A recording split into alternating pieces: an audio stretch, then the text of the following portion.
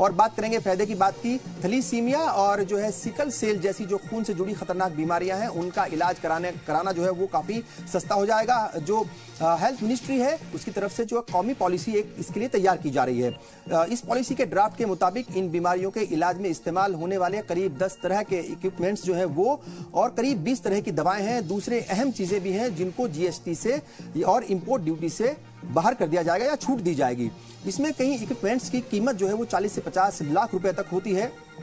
Thalassemia के एक मरीज के इलाज पर सालाना 2 से करीब 2.5 लाख रुपए जो है वो खर्च होते हैं और सही इलाज की कमी की वजह से करीब आधे मरीज 20-25 साल की उम्र में ही दम तोड़ देते हैं। हिंदुस्तान में हर साल 10 से 15 हजार थैलीसीमिक बच्चे जो हैं वो पैदा होते हैं। सिकल सेल के एक मरीज के इलाज पर सालाना 1,75,000 रुपए तक खर्च होते हैं। इस बीमारी वाले करीब 40,000 बच्चे हर साल पैदा होते हैं। अभी मुल्क में इस बीमारी से मुतासिर करीब 4 लाख मरीज हैं। ये पॉलिसी जब नाफिज हो जाएगी तो उसके बाद जो इस तरह के मरीज हैं उन्हें इलाज कराने में काफी फायदा होगा।